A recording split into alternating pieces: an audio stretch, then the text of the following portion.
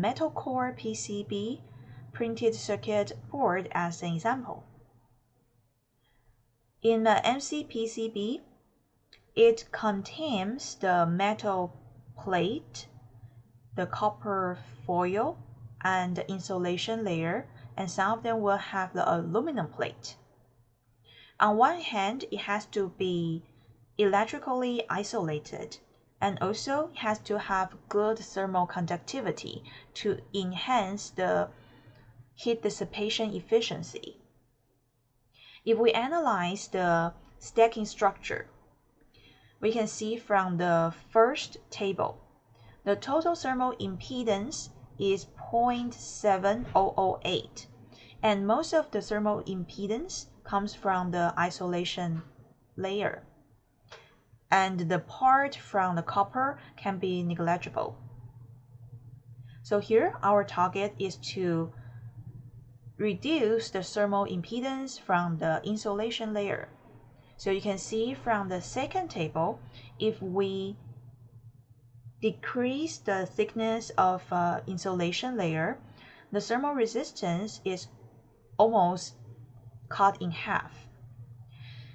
And we can go back to the previous formula we just saw. The total thermal resistance equals to the thermal impedance of the material plus the contact resistance. If you have this idea, you will have a clearer view for your thermal dissipation plane. In this slide, we are going to see the common test method for thermal properties. In general, it can be divided into two categories. First is the transient method, and the second is the steady-state method. For the transient test, usually we want to get the thermal diffusivity. Thermal diffusivity alpha equals to thermal conductivity divided by the specific heat and density. On the other hand, the steady-state test method is based on Fourier's law. It will measure the power dissipation and the temperature difference, and to get the thermal conductivity. In this case, density and specific heat are not necessary to get the thermal conductivity. Especially in the transient method, the specific heat would be the main source of deviation and error. Sometimes a DSC will be required to measure the specific heat additionally. Now, here we see the three common test methods for thermal properties. The first is laser flash. It belongs to transient method. And the second, hard disk. It's also a transient method. And the third, called heat flux method, which is a steady-state method, and that's how ASTM D5470 describes. This is the general overview of laser flash method. And you can see the test sample is put in the middle. And on the top of the system, there is an infrared detector to measure the temperature. And on the lower part of the system, this is a laser. And the laser will emit the light on the test sample to generate the temperature increment. And the system can measure the temperature increment and also versus the time to acquire the thermal diffusivity. And in this slide is the overview of hard disk. There are a couple of differences between hard disk and the laser flash. One of the main differences is the sensor of hard disk is put in the middle. And this system requires 2 sample plates and put the sensor in the middle. And also, it will acquire the temperature increment and versus the time change to acquire thermal diffusivity. And this is a frequent asked questions by many people about the deviation among these 3 test methods: laser flash, hot disk, and heat flux. Basically, each method has its own limitation and appropriate test range. If we consider the deviation, it could be 10% or even 100%. Because these 3 methods are actually different, so the deviation could be very high. As a result, we don't recommend to directly compare the test result among these 3 methods. And for hot disk and laser flash, they can only measure the thermal conductivity.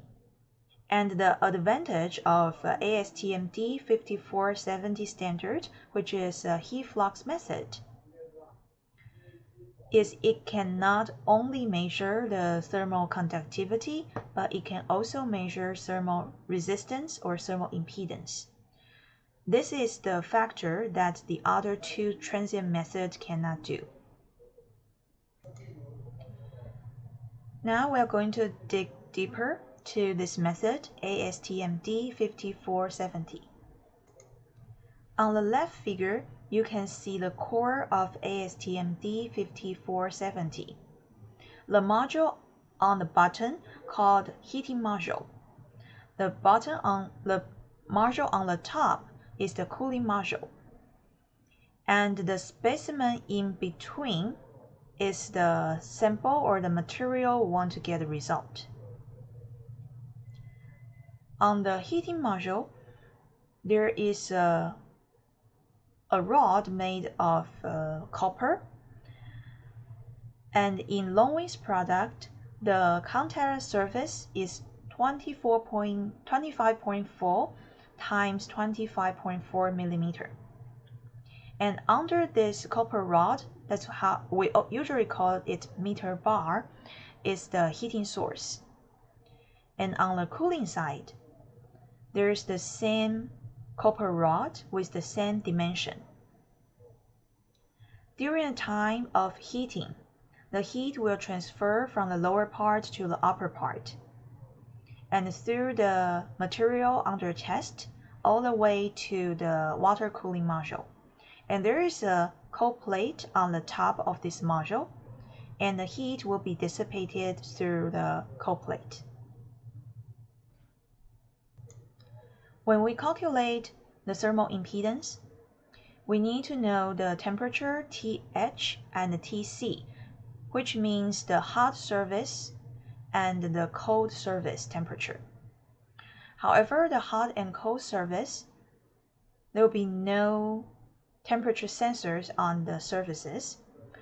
So we need to have 3 temperature sensors inside the meter bar, such as TH1, TH2, TH3 in this drawing. And the temperature of TH will be calculated from the TH1 and the TH3 according to Fourier's law. And TC is the same, will be based on the Fourier's law and calculated from the value of TC3 and TC1. Following, we can calculate the QH and QC. There will be the heat transferred on the hot meter bar and the cold meter bar. And from QH, we know the thermal conductivity of the meter bar, which is copper, and also the A representing the cross area of meter bar. and we can measure the temperature difference and the thickness of the material. With all these factors, we can get QH, and for QC is the same. When we calculate the QH and QC, we will know the heat transferred through the material, which is QH plus QC divided by 2. And we know the heat, and also we know the temperature difference. We can get the thermal resistance, just like the formula below. And all these formulas come from the ASTM D5470.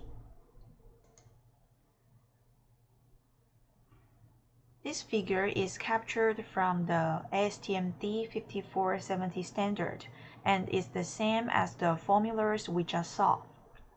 The last formula is the total thermal impedance. And how can we get thermal conductivity from this? Please check the next page. Regarding thermal conductivity, let's go back to this formula. The total thermal impedance equals to